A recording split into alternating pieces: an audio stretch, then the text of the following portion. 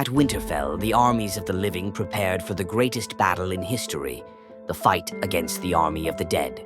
Every soldier stood in position, waiting for the Night King to arrive. Inside Winterfell, Sansa, Arya, and Ser Davos watched from the walls. Suddenly, through the cold night, the Red Priestess Melisandre appeared.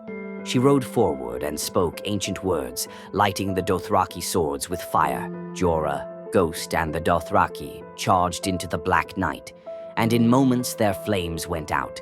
The living were losing fast, but suddenly, from above, Jon and Daenerys swooped down on their dragons, burning waves of undead with dragonfire. For a short time, it seemed they could win, but the Night King created a fierce snowstorm, blinding both dragons. Rhaegal and Drogon collided, nearly throwing their riders off. Soon, the dead were climbing over the walls. An undead giant smashed through the main gate. Lady Lyanna Mormont bravely charged at him.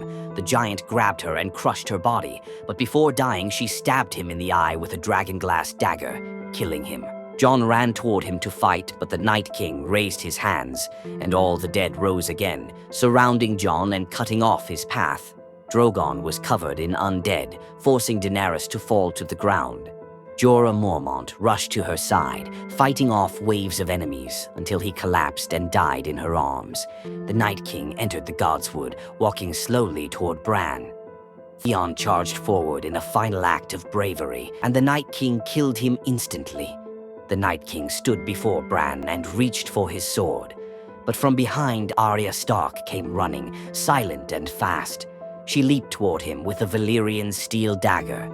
The Night King caught her by the neck, but Arya dropped the dagger into her other hand and stabbed him in the heart. The Night King shattered into ice, the White Walkers exploded into pieces, and the undead army fell to the ground. Many heroes died that night,